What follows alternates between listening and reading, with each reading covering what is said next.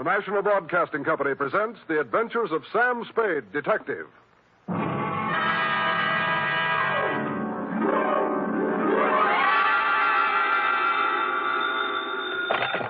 Spade Detective Agency. Hello, hello, hello. Sam? At this hour on this network, you were expecting maybe Mary Margaret McBride? I've been expecting anything, Sam. Well. After all, to have you drop out of sight like that, leaving not a ripple on the surface for 4 whole days. Mr. Livingstone is frantic. Who? Mr. Livingstone, the man you rented the car from. He's ready to send out a search party. Aha! Sammy and Livingstone with a reverse twist. It's no joke, Sam. Nothing, huh? You have no right to worry me like this. It's not fair.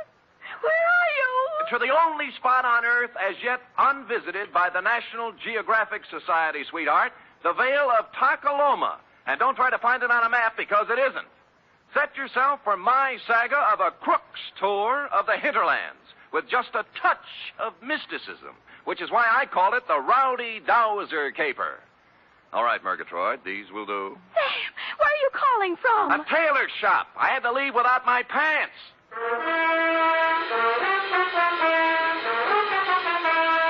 For NBC, William Spear, radio's outstanding producer-director of mystery and crime drama, brings you the greatest private detective of them all, starring Stephen Dunn in The Adventures of Sam Spade. Dum-da-da-dum-dum-dum. When you and I were young. Effie. Sam? Who else? Are you decent? Decent? Well, you said you'd lost your pants, so... Oh! How do they look? Well? Isn't it a little early for Halloween? Ooh, you made a joke. You ready, woman? As always, Sam. Date, fill it in. 2 Constable Ollie Shuttle, North Takaloma, California. From Samuel Spade, license number 1375596. Subject, the Rowdy Dowser Caper. Dear Ollie, on Wednesday it was when I returned to my office of a fine spring morning to find a note lying on my desk like a big, juicy piece of cheese in a mousetrap. Quote, Mr. Spade, call North Takaloma 3, unquote. North Takaloma. Where have I... Long distance. North Takaloma 3. Yes, sir. One moment. Would you repeat the number, please? North Takaloma 3. North Takaloma 3. Nice diction. That is North Takaloma? I'm not kidding. Look it up, girl. Look it up. Yes, sir. North Takaloma 3. Well, she must have found it in the book because soon we had encouraging buzzes and clicks. 6 operators later, we had punched our way north to the farm at Slattery Flat. Then we knocked off for lunch, while Slim Slattery repaired the windmill that made the juice for the last lap. At 2:07 p.m., victory was in sight. Yeah? Sam, this is Operator Nyan for the 10th time. Oh, fine. How we doing, Millie? Sam, boy, I am actually ringing at North Takaloma 3. Oh, good girl.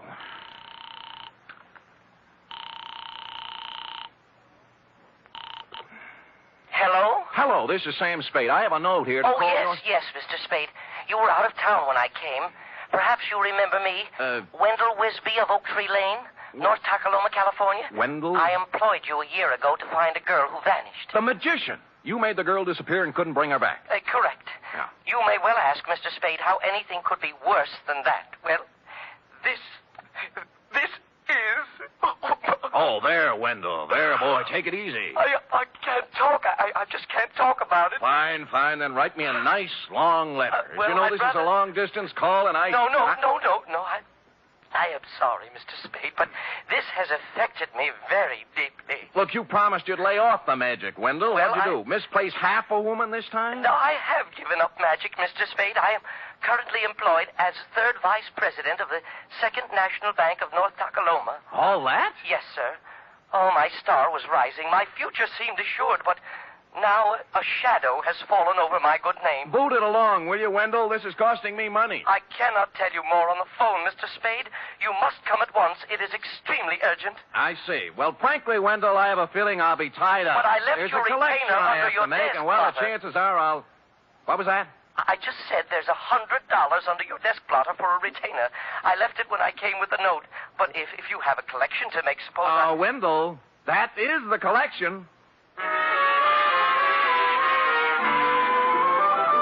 And so it befell that shortly before lunch on the following day, I guided my rented hack across the ford at Clobber Creek, up the high road through Possum Notch, and down into the Vale of Takaloma, where I muscled my way through a flock of geese in the main street and tied up before the imposing stone facade of the Second National Bank. Inside, sitting in front of the door marked Urban Root President, sat a secretary whose facade looked colder and even more imposing than the bank's. She was shriveling one of the customers, a meek little milquetoast in a salt and pepper soup. But as I informed you, my good man, President Root is extremely tied up at the moment. Oh, I'm quite aware of that, miss. I wouldn't bother him for the world, but you see, No, I don't see. And since you refused to state the nature of your business... Did I refuse? You most certainly did. Oh, dear me, I didn't mean to refuse anything. It's just that, well, it's sort of personal, and may I go in? You may sit down until I tell you to go in. Is that clear? Yes, ma'am. Yes, I understand. I don't mind waiting. Don't mind at all. And now you, sir. What do you want? I have an appointment with Wendell Wisby. Mr. Wisby is in conference with the President Root. Thanks. If you'll sit down, I'll... just a minute, sir. Just a minute. And you must understand, President Root, this is a matter of family honor. Yes. I shall... Oh, Hi, Wendell. Mr. Spade. Now, sorry I couldn't get here sooner, but it's a long haul. Well, Mr. Spade is a friend of mine, President Root, from my salad days as a magician. A very competent detective, I might add. Well, thank you, Wendell. Yeah, I see. We are indeed fortunate to have him with us in this matter. Good, good. Please sit down, Mr. Spade. Thanks. You are aware, Mr. Spade, this matter is to be held in strictest confidence.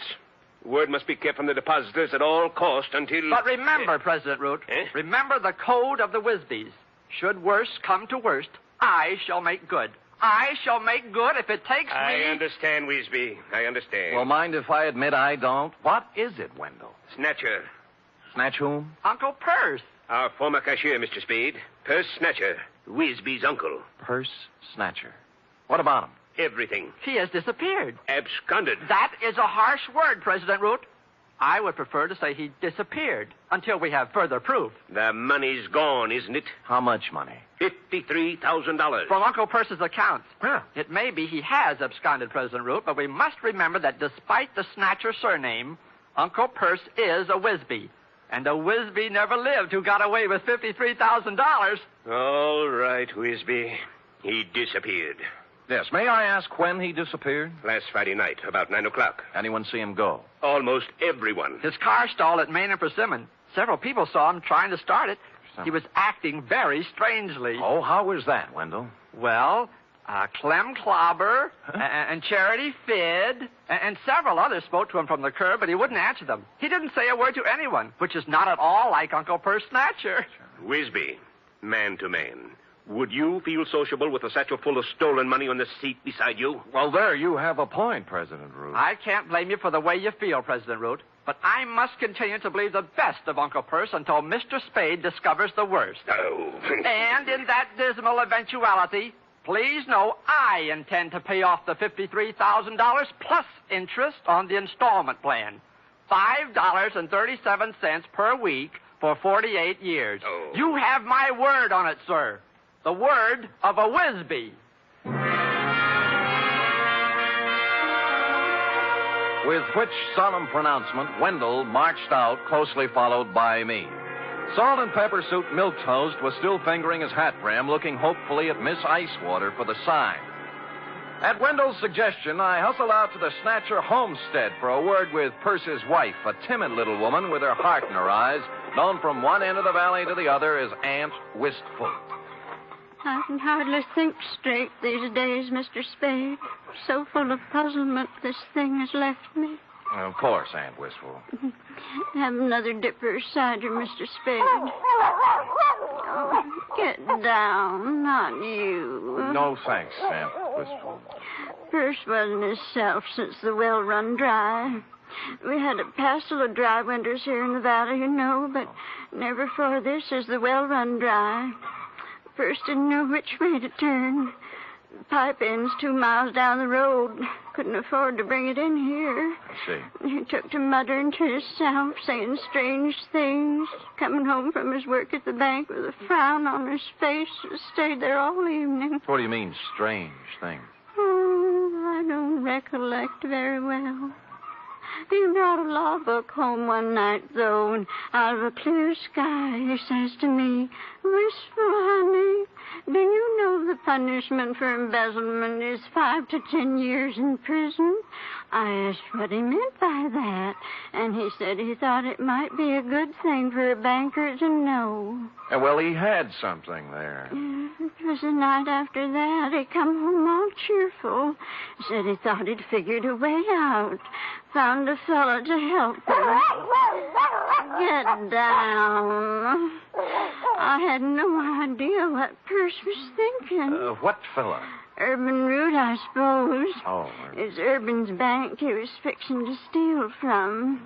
But then I got word from my sister ailing over to Fogarty Grove, so Thursday I left, and when I got back Saturday, he'd gone. Did he take his things? Mostly. Funny, he did one strange thing for this time of year. He left his corn teeth behind. Corn teeth, huh? A spare pair of store teeth for corn on the cob. Oh.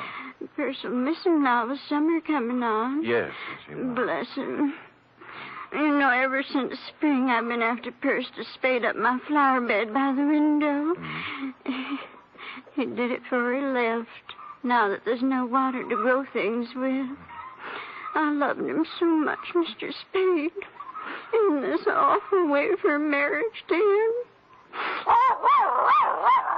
Get down!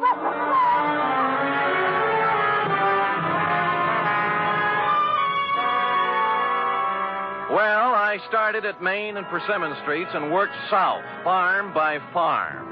Everyone seemed to have been sitting on his front stoop Friday night because all remembered Perce Snatcher driving out on the South Road in his 1919 Winton 6. Up to a point, that is. Somewhere between North Takaloma and Fogarty Grove, I ran out of witnesses. And in Piney Crotch, of all places, the town beyond, they could guarantee Perce didn't pass through because the main drag was roped off all Friday night for a square dance. And thus matters stood on the third day when I limped back to the bank. For some reason, a crowd had gathered in the alleyway next door. Writing it off as a floating crap game, I walked inside, bowed formally to Miss Icewater, then plunked myself down at Wendell's desk. Oh, Shaw. I just found I miscalculated on the interest. At $5.37 per week, I won't have this paid off until I'm 134. And who knows, by then you may even have a wife and children to support. Look, don't you think you were a little impetuous with that retainer? What retainer? Mine, the $100. $100? Wendell, the $100 you stuck under my desk blotter when you hired me. I hired you? You came to my office while I was out of town, Wendell. You left a note for me to call you. I talked to you on the telephone. Well, didn't I? Mr. Spade, something is very wrong. I did not talk to you on the telephone at all. What? I thought you were employed by President Root. Well, where is President Root? I don't know. He stepped out some time ago, and there's someone waiting for him in his office. Oh? Do-do-do-do-do-do.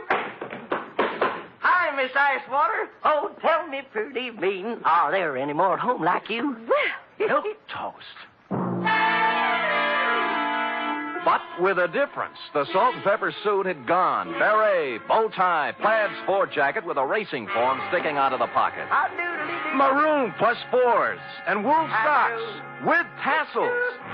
He took one of President Root's cigars out of his pocket, bit off the end, and lit it. Then smiled, or rather leered, at Miss Icewater.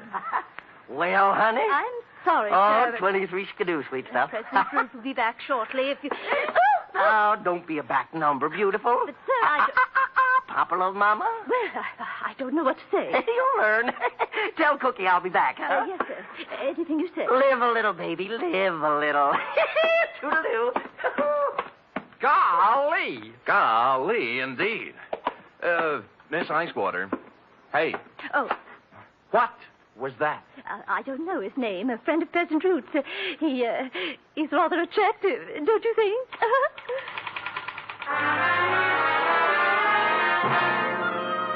Only now, as I went outside in his wake, did I see what had caused the crowd in the alleyway. The first sport model convertible in Colocoma Valley since Wally Reed came through on location. And the first pink one I'd ever seen. Pondering the new milk toast, I walked into the drugstore, found a phone book, and checked all 25 names. North Tacoloma 3 belonged to the Atomic Auto Courts and Restaurant. Charity Fid, proprietress. She was riding herd on a griddle full of lamb chops when I pulled up at the counter. How's that again, Sonny? Short, you say? Short. And scalped on top with a fringe of hair like so? Yeah, and a wicked leer in his eye. That's my man. Well, he wasn't wearing no barrack hat nor plaid coat when I seen him. Salt and pepper suit it was. Yeah, I know. Who is he? Well, he didn't register, but they say he's Dowser. Dowser. Don't know his first name, do you? Nope. Now, where he come from? Stayed in room 6 till 2 days ago. Ain't seen him around since. When did he come here? Let me see now. Codfish ball. Beg pardon? Oh, that'd be Friday night, late. And the funny thing now, think of it, he'd come afoot. Not by the road from Fogarty Grove, mind you, but by the trail over the ridge. Oh, where does it go to, Aunt Charity? Winds up the old clobber place, Bandon now. Oh, thanks. I'll be back. You'll be nothing. You just sit right down where you are and you wrap yourself around this. Ain't no growing boy going hiking over the ridge without supper. Clean it up now, every scrap. Yes, Ma.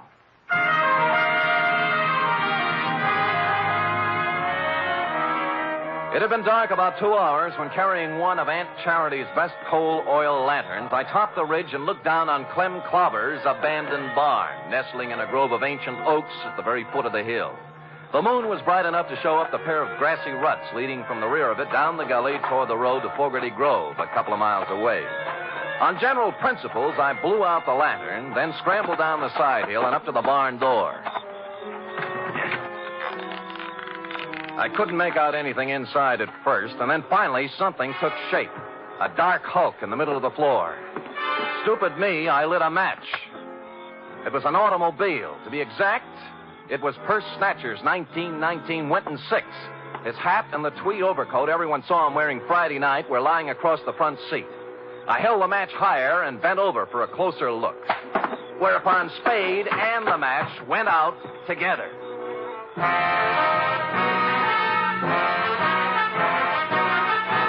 You are listening to the weekly adventure of radio's most famous detective, Sam Spade.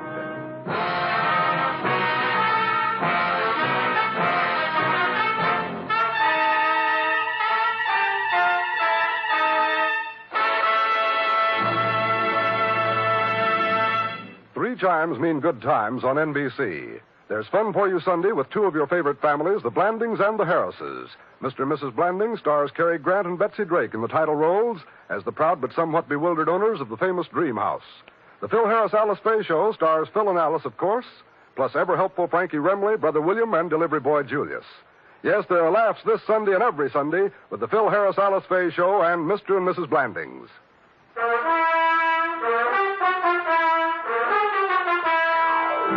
And now, back to the Rowdy Dowser Caper, tonight's adventure with Sam Spade.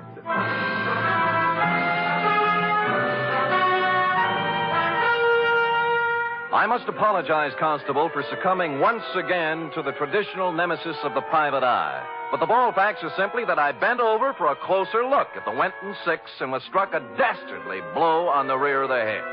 How long I remained incommunicado, I know not, but I awoke presently, and with good reason. My pants were on fire. As a matter of fact, the entire barn was on fire, and I was lying in the tonneau of the Winton 6 wearing Purse Snatcher's overcoat. The door I'd come in was a wall of flame, likewise the stalls on both sides. But at the rear were a few square feet of rotten siding that hadn't caught yet. Now, ordinarily, I'd have thought twice, but when your pants are afire, you only think once. So I ran right through it and took a flying header into the creek behind the barn. It was just as well I only thought once, since at this moment the flames reached the Winton's gas tank.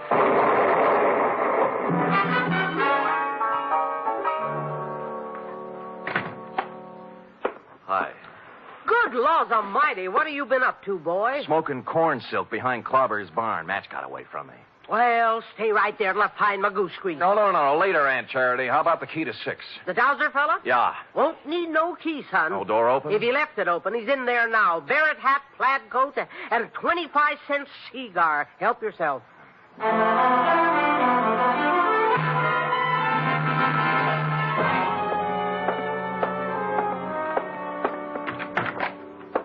Well. Well, hey, Mr. Spade, isn't it? Right, and you're Dowser. Oh, Dowser? Isn't it? Yes. Yeah, that's right, Dowser. Hey, you can call me Alonzo. Sit down. No, I'll stand. Oh? You're lucky you caught me. I was just... Just leaving, so I see. I was detained, as you probably know, over at Clobber's barn. Detained? Okay, Dowser. We'll let that do for the preliminaries. Now, why'd you just try to kill me? Kill you? Well, good heavens, man, I did not get careless at a weenie bake, Dowser. I just woke up in the middle of a 3-alarm fire, and I don't like it. As a matter of fact, I'm a little burned up, to use the phrase loosely, and I just might kick your teeth in. Now, believe me, I haven't been near Clobber's barn since Friday. I had nothing to do with whatever happened. Sure, and you had nothing to do with a $100 retainer in the phone call from Wendell Wisby. Well, as a matter of fact, You figured with a curious city fellow like me on the premises, urban root might shake down easier. Bigger apples from the same old tree, right? Yeah. All I did was negotiate a personal loan. Drop it, will you? Root had his hand on the till at the bank. A big hand, $53,000 worth, and Snatcher found out about it. What about you? How'd you get into the act? The loan. The shakedown. Where's Uncle Purse, Alonzo? Out of town somewhere, I suppose. He... look, I can't tell you, Mr. Spade. Purse got as far as the road to Clem Clobber's barn last Friday night. Or did he? No, he didn't get that far. You know, I'd begun to suspect as much. How far did he get?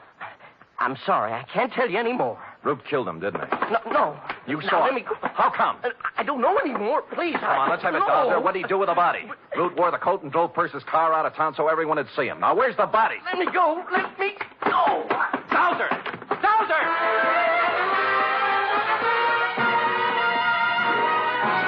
He squirted out of my hands like a watermelon seed, leaving me with a plaid coat, and took off down the line of atomic cabins toward the atomic restaurant. A nice high-knee action for a little guy, and what with my burns and contusions, I'm forced to admit he was widening the gap between us when he rounded the corner of the atomic restaurant, making possibly the gravest error of his career. Aunt Charity was rounding the same corner, coming the other way with an armload of wood.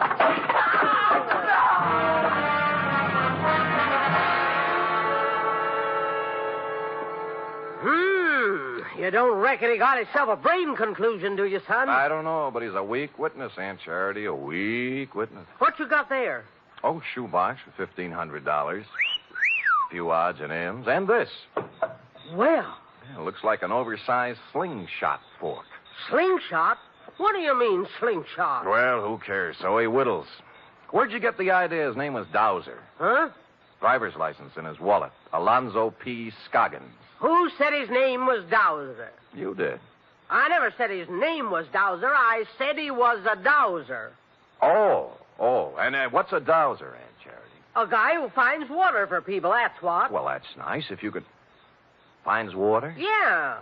How? Well, I'm no expert, Sonny, but as near as I can recollect, you take this here slingshot fork so, and then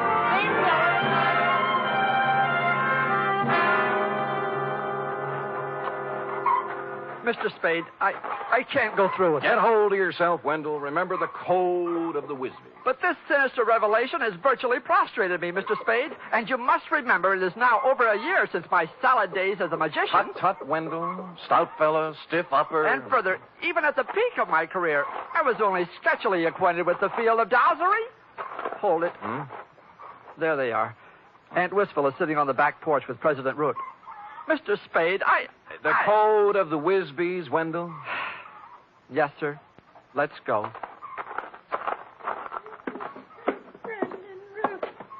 I just can't tell you how full up with gratefulness I am. Now, Aunt Wistful, don't take on so. It's nothing at all. It's,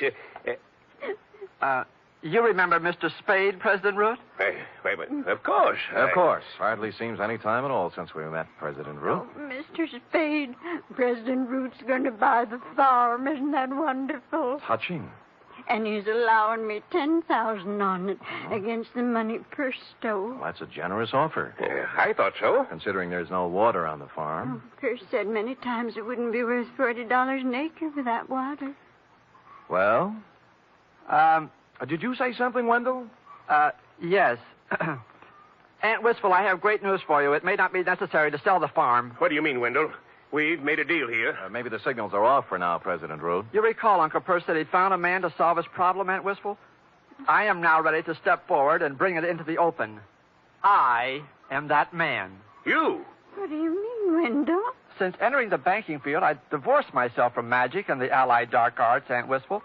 So I wish to keep my other talents sub rosa. What are you talking about, Wisby? President Root, I am a part-time dowser. And he just happens to have his dowsing rod along, right, Wendell? Right. I have reason to believe there is water here, if I can just douse it out. Wendell, you're out of your... Shut up.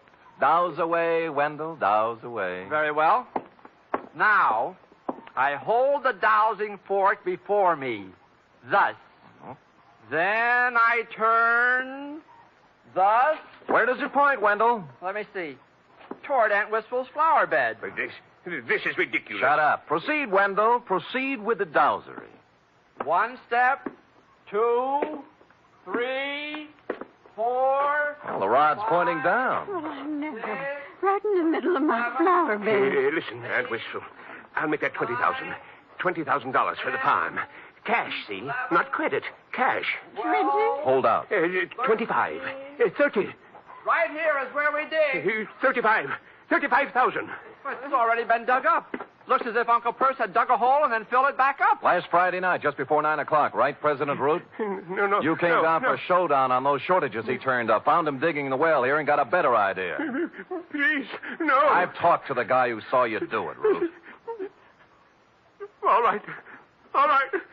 I killed him. He's right here. Yes, he's right here.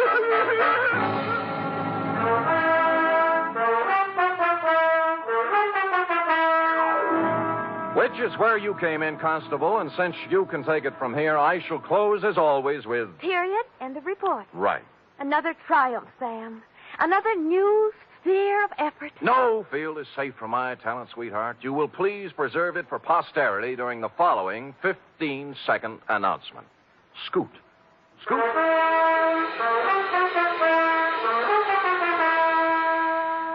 3 chimes mean good times on NBC.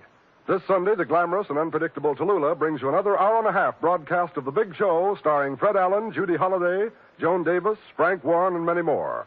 And this Sunday's Theater Guild on the Air production is the Broadway comedy The First Year. Starring in this Theater Guild presentation are Richard Widmark and Katherine Grayson.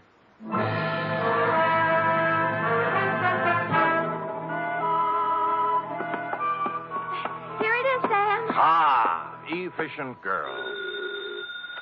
Yeah? Yeah, Millie, this is Sam, boy. What's up? Oh? Thanks, Millie.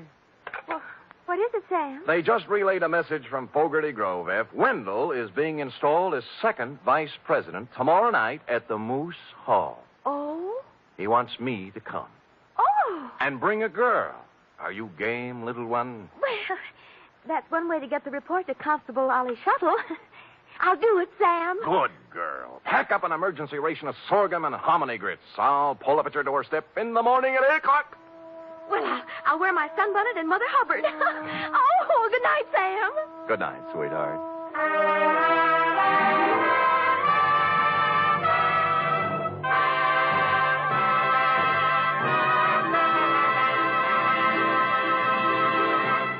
The Adventures of Sam Spade are produced, edited, and directed by William Spear. Sam Spade was played by Stephen Dunn, Lorene Tuttle as Effie. Also in the cast were Peggy Weber, Verna Felton, Sidney Miller, Alice Wellman, Charles Smith, and Nestor Paiva.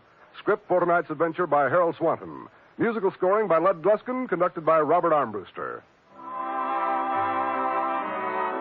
Join us again next week, same time, for another Adventure with Sam Spade. Tomorrow, your hit parade plays the hit tunes on NBC.